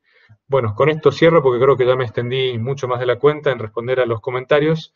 En mi defensa, como dije, eran comentarios amplios, así que no me quedó más remedio que extenderme un poco. Espero haber clarificado algunos de estos temas y bueno, nuevamente un placer compartir con ustedes y abro ahora bueno, devuelvo la palabra a Guillermo, que supongo que va a abrirlo a los comentarios del público. Dale, Adrián, muchísimas gracias. Sí, porque tenemos los comentarios 4 comentarios y son muy ricos los 4, con preguntas puntuales. Así que si te parece, vamos de a 2, ¿te parece? El primero, de un conocido, del profesor Alejandro Pelfini, que hace una pregunta eclesiológica. Dice: se presenta una imagen bastante embellecida de lo que es y ha sido el rol de la Iglesia Católica en el paper. Simplificando, creo que propone una iglesia menos ligada al Estado y más inmersa en la sociedad civil como su portavoz, algo así como una vuelta a un primer cristianismo antes de Roma. La pregunta es si es posible esa desromanización y qué obstáculos deben vencerse, ¿no? Y la segunda, de esta primera etapa, la segunda pregunta de María Eugenia González Cuidet, una investigadora de nuestra casa también, que trabaja temas de desarrollo sostenible y Laudato Si. Agradece la exposición y quería consultarte a vos, Adrián, sobre el futuro de la postura de la Iglesia ante los desafíos socioambientales, si piensas que esa postura se ha instalado más allá del Papa Francisco, ¿no? Como pensarla. Bueno, vamos con esas dos, si te parece. Perfecto. Muchas gracias, Guillermo, y gracias a Alejandro y a María Eugenia por las preguntas. Me parece muy interesante este concepto de desromanización como imperativo, digamos, para la realización de estas tesis que yo propongo en el texto. Pero en mi forma de entenderlo es un concepto que apunta a otra cosa. Más bien al contrario, en el texto varias de las tesis tienen que ver justamente con un potencial que la Iglesia tiene porque se ha convertido en una institución integrada a nivel global y que tiene una cierta llegada, una cierta capacidad de activación también que solo puede tener si no es, digamos, una especie de collage con poca conectividad de comunidades desarticuladas, sino siendo una institución global fuertemente ligada también a otras instituciones importantes a nivel global, como es justamente el Estado-Nación. Creo que sin esto, varias de las tesis que yo propongo no podrían jamás realizarse. Sin duda esto no es aproblemático. Efectivamente, la relación Iglesia y Estado ha estado lejos de estar exenta de conflictos, especialmente en Argentina. Creo que hace muchos años ya que hay un debate importante acerca de esto. También en Alemania, donde resido actualmente, hay un debate muy importante acerca de esto, especialmente porque en Alemania las iglesias, no solamente las cristianas, también las otras denominaciones religiosas, se financian a través de un impuesto eclesial que recauda el Estado, pero que redistribuye a las iglesias, de manera que la vinculación, digamos, es aún más estrecha. Pero por los motivos que también menciono en otras de las tesis, ni siquiera yo me acuerdo de memoria ahora en qué la numeración, digamos, de las tesis que presenté, pero hay una donde habla de la tesis número 4, que habla de la relativa independencia política y económica. Esa tesis está referida a la Iglesia en su estado actual, ¿no? No a un ideal de Iglesia que no se ve realizable, digamos, en ningún momento en el futuro cercano ni de mediano plazo. Respecto de que presenta una visión un poco embellecida del rol de la Iglesia, bueno, eso confieso que sí, pero es una intención deliberada, ¿no? Lo que intenta el paper es mostrar sobre todo los potenciales, ¿no? Los potenciales de activación que tiene. También el paper ilustra de manera un poco más detenida de lo que yo hice hoy en mi exposición, estos ejemplos concretos que mencioné, ¿no? La campaña de desinversión. Ahora tenemos, no sé, este gran foro mundial que convoca Francisco, la economía de Francisco, donde se propone, bueno, digamos, revisar junto a un conjunto grande de expertos, pero también de stakeholders de la sociedad civil, las opciones que existen para transitar concretamente hacia otro paradigma económico compatible con el medio ambiente, ¿no? Y también con la pregunta por la deuda social, ¿no? Del sistema económico actual. Como dije, el Movimiento Católico Mundial por el Clima, todas estas redes eclesiales que se están dando en biomas de importancia mundial, todo eso está ocurriendo hoy en día.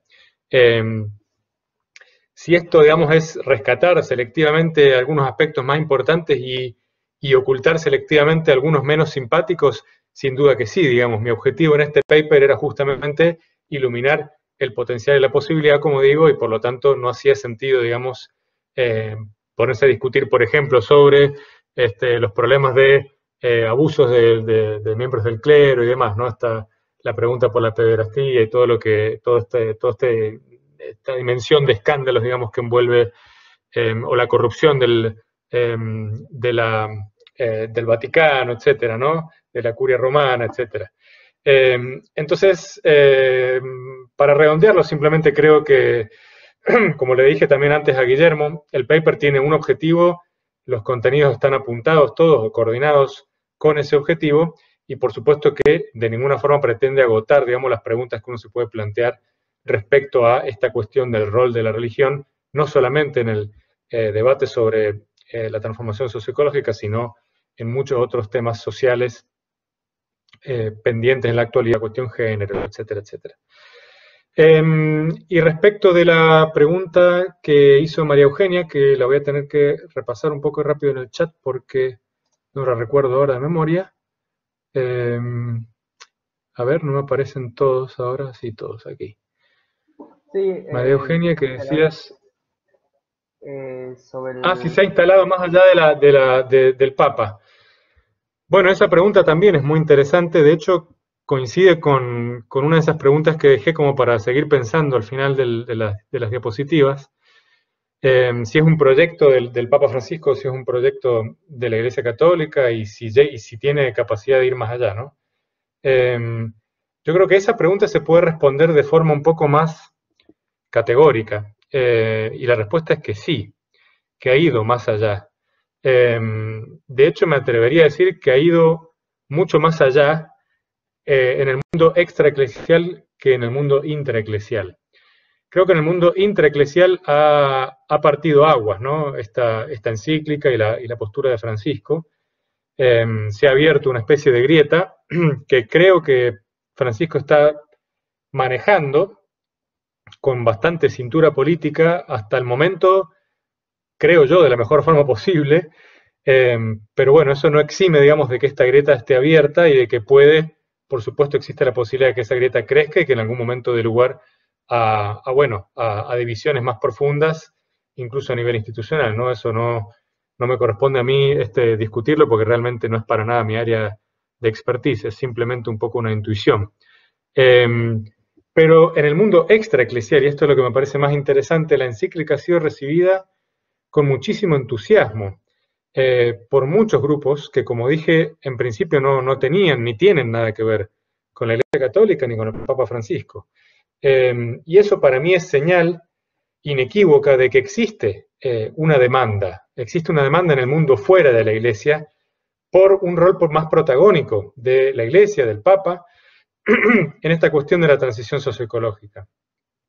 Quizá tiene que ver con la tesis que yo planteé al inicio, como intentando delinear un diagnóstico, ¿no?, de la situación en la que aparece, irrumpe Laudato Si, y que tiene que ver con este paisaje fragmentario, ¿no?, donde todos estos discursos mucho más críticos, mucho más transformadores, ¿no?, que realmente se plantean la necesidad de una gran transformación y no solamente de una transformación cosmética, digamos, como puede ser, no sé, convertir el Programa de Naciones Unidas para el Medio Ambiente en una organización de Naciones Unidas para el Medio Ambiente, ¿no? Hay autores que llaman a ese cambio una transformación.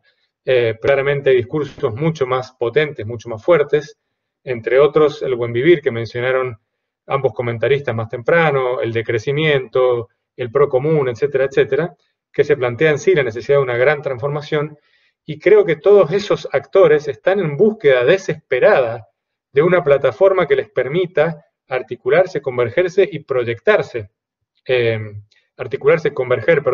y proyectarse de una manera más transversal, más con una capacidad de llegada, digamos, a actores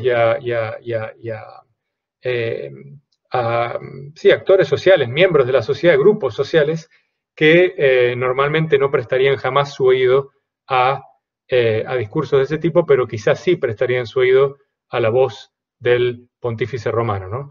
Entonces, en ese sentido, creo que está muy claro que la encíclica ha trascendido, que ha impactado, obviamente no en la medida que quizá a muchos de nosotros, por lo menos a mí, nos gustaría verla impactar, pero definitivamente la respuesta a la pregunta para mí es positiva. Muchas gracias, Adrián. Bueno, vamos con las últimas dos que está ahí en el chat, las de Ezequiel Volpe y Javier Giangreco. Ezequiel, bueno, agradece la exposición y dice: me gustaría consultar por la dificultad de garantizar un modelo de desarrollo para América Latina basado en el acceso al consumo por parte de mayorías populares, cuando parte del discurso ecológico actual parte de la imposibilidad de sostener el modelo hiperconsumista del mundo. ¿Cómo podemos evitar la instrumentalización política, se pregunta Ezequiel, de ese discurso con el fin de condenar a América Latina al rol de medio exportador de materias primas y de dependencia en el escenario global, ¿no? Y la de Javier es bien puntual, habla respecto de si propone un cambio que choca con los intereses de los poderosos y sí o sí trae conflictos, esta respuesta postergada del rol de la Iglesia no se limita solo a lo socioecológico, y se pregunta: ¿será que los católicos no terminamos de entender y vivir la radicalidad del Evangelio?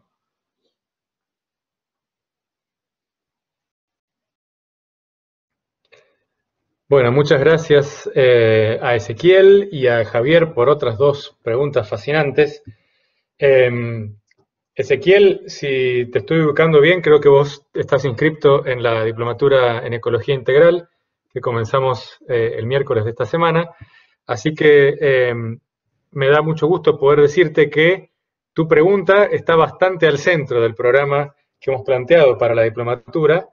Así que creo que de ninguna forma puedo agotar la respuesta a tu pregunta hoy, pero espero que sí podamos profundizar bastante más en ella a lo largo de los próximos 6 meses juntos. Así que bueno, te espero el miércoles y en adelante. Como respuesta corta, me parece que has tocado realmente la fibra sensible. Este creo que es, a mi modo de ver, en Latinoamérica el punto clave donde, digamos, Laudato Si parte aguas y Laudato Si se puede leer en dos claves diferentes que no son necesariamente compatibles entre sí. Efectivamente, creo que, como vos decís, la relación, digamos, vital, biográfica que tiene Mario Bergoglio con los grupos, las clases populares en Argentina, inclusive su pasado político filoperonista y demás, lo hace estar en algún punto cercano. Hay algo de él que está muy cercano a estas demandas populares que nosotros estamos planteando acá, que son incompatibles con una gran transformación socioecológica. Con lo cual no quiere decir que sean demandas ilegítimas. Evidentemente son demandas muy legítimas y esto es gran parte del drama, ¿no? Del drama que impide, digamos, progresar, como decía más temprano, en esta senda de la sustentabilidad, ¿no? Algunos de los autores que vamos a ver en la diplomatura, inclusive Ulrich Brandt, que va a ser docente en por lo menos una de las clases del módulo inicial y también del módulo 6, él plantea justamente que el problema es que no solamente en las clases populares en Latinoamérica, sino también en Europa, la idea de emancipación social se ha vuelto sinónimo de estos privilegios asociados a un modo de vida externalizador, ¿no? A un modo de vida imperial, que no puede sostenerse si no es explotando a un exterior, ¿no? Por eso imperial, un imperio solamente puede reproducirse, digamos, su estructura social solamente puede reproducirse si puede explotar, digamos, los recursos y los recursos humanos y naturales de sus colonias, ¿verdad? Sin eso no podría sostenerse. Y esto realmente es el problema que está al centro de la cuestión. No es un problema de fácil solución, pero sí creo que justamente acá es donde cobra su mayor relevancia esta otra lectura de Laudato Si, que es la lectura que propone la idea de un desarrollo non sancto, ¿no? No es fácil porque evidentemente no se puede decirle a ninguno de estos grupos populares que está exigiendo, digamos, desde hace décadas el acceso a determinadas cosas, mirá, ahora no podés acceder. Eso está muy claro que no se puede hacer. Pero creo que lo que sí se puede hacer es, desde espacios eclesiales, ofrecer, como decíamos más temprano, estimular la imaginación, digamos, y ofrecer otros caminos que pueden ser tanto o más atractivos que esas demandas que están a este punto un poco rigidizadas, ¿no? O sea, se quiere el acceso a X y Z, que no son posibles, pero a lo mejor no digo que sea tampoco un proceso fácil ni de la noche a la mañana, pero con, digamos, con el input adecuado, con una lectura adecuada de Laudato Si y con una red lo bastante amplia, digamos, que impulse este tipo de discurso transformador, creo que se puede ir convirtiendo, digamos, esa matriz cultural inviable en una matriz cultural que recoja la legitimidad, digamos, de esas demandas, pero al mismo tiempo transforme esas demandas en otras que sí sean realizables. Quizá te queda un poco en el aire, pero creo que el punto de partida, digamos, conceptual es ese. Hay que, evidentemente, hablar mucho más para entender cómo esto se puede concretar.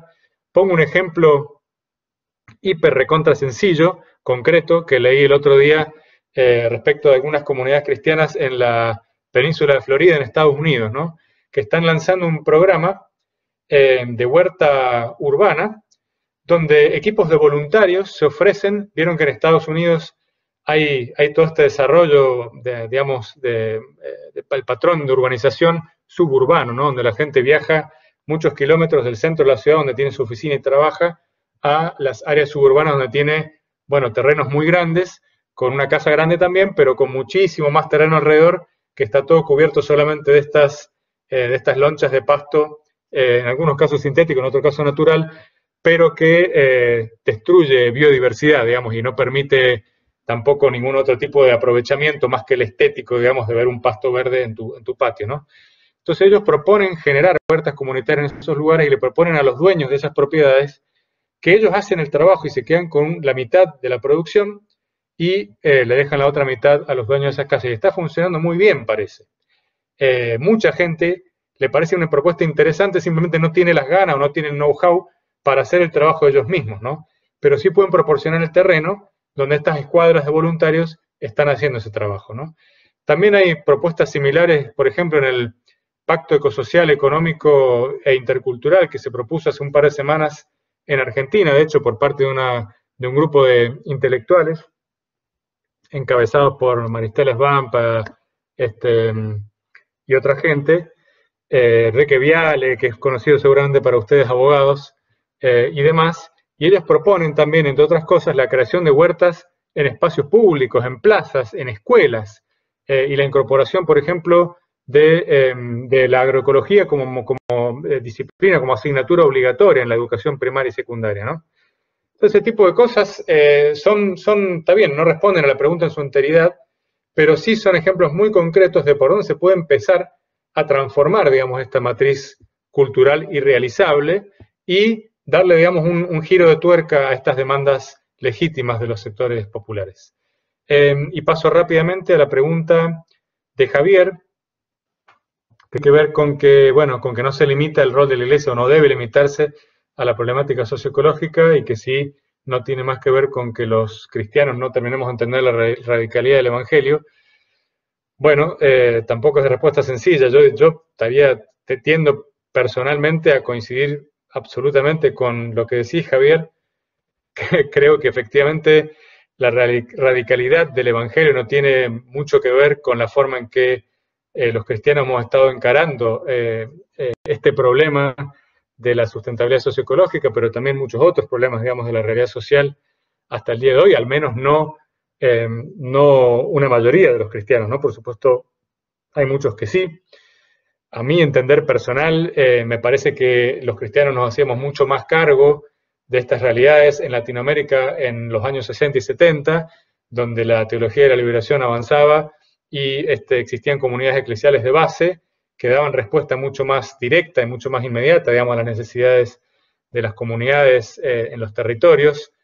Y bueno, después pasó que toda la teología de la liberación fue censurada, prohibida, en algún punto con el argumento legítimo de que de que, bueno, se habían levantado algunos grupos en armas y demás, ¿no? Y estaban apoyando ciertos procesos de guerrilla y que ese no era el camino del Evangelio.